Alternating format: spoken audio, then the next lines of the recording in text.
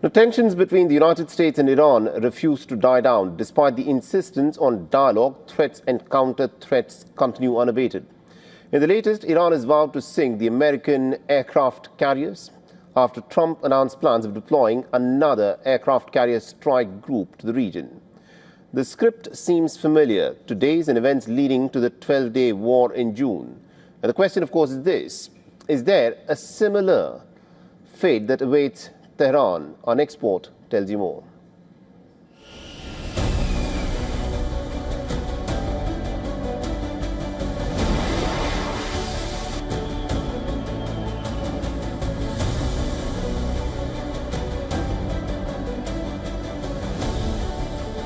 American troops are ready for strike. Iranian missiles are locked and loaded. One nod from Washington can trigger a regional war.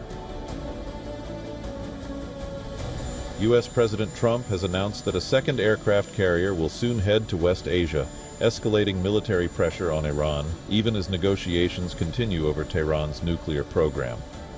We have to make a deal, otherwise it's going to be very traumatic. Very traumatic. I don't want that to happen, but we have to make a deal. They should have made a deal the first time, and they got Midnight Hammer instead. And this will be very traumatic for Iran if they don't make a deal. I guess over the next month, something like that. Yeah, it shouldn't take, I mean, it should happen quickly. They should agree very quickly. Trump has given Iran a one-month deadline to strike a deal. If it doesn't, Trump warns a traumatic ordeal would await Tehran. Trump has also not ruled out a regime change. He says a change of government in Iran would be the best thing that could happen. The remark has sharpened the stakes. In recent weeks, Trump has indicated that nuclear restrictions alone may not be sufficient, suggesting Washington is seeking broader concessions. Trump's comments have met a sharp rebuke. A senior Iranian official, Ibrahim Rezai, slammed Trump's decision to dispatch a second aircraft carrier. He says Iran had one target to sink before, now it has two. Iran has warned U.S. that any attack would be met with a stern response. Tehran says it is better prepared than last year and will hit back at American bases in West Asia if attacked. About 40,000 American troops are deployed in its bases in Jordan, Qatar, Iraq, and Bahrain. As tensions escalate, the region sits on a powder keg, where any minor provocation could unleash an all-out war. For now, both sides seem keen to engage in more talks. Reports suggest the next round of talks could be held as early as February 17th, but a familiar script played out last year. Trump set a 2-month deadline for Iran to strike a deal. The talks collapsed after 5 rounds, leading to the 12-day war in June last year. This time, too, Trump has given Iran a 1-month deadline. Simultaneously, U.S. has ramped up its military deployment in the region. Its Patriot missiles have been loaded in launchers in U.S. biggest al-Udeid airbase in Qatar. While talks have progressed, both sides seem unwilling to make any concessions. Does a familiar fate then await Tehran? Is this a prelude to another conflict in West Asia? The rhetoric is rising. Threats are flying. One wrong move, one miscalculation can ignite a devastating war. All right, now to put all of this in perspective, we're joined on this broadcast all the way from Washington, D.C. by Professor Giorgio Cafiero, who's a professor at the Georgetown University and the CEO at Gulf State Analytics. Professor Cafiero, thank you very much indeed for joining us here on WION.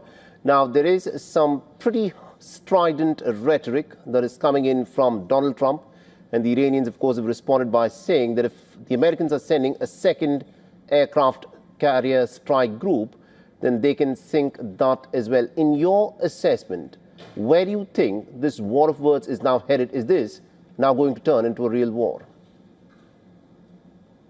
Yeah, thanks a lot for having me back on your program. As your program did a wonderful job explaining, the stakes are incredibly high in this very tense environment. It seems like the two sides are moving to either a new diplomatic agreement or a war. It's a little difficult to imagine a scenario in which the stakes are much higher. I think obviously both sides would like to avoid an armed conflict. And I think there is a desire to take advantage of any diplomatic off-ramp. But at the same time, I think the Trump administration is frustrated by what it sees as Iran's unwillingness to make concessions.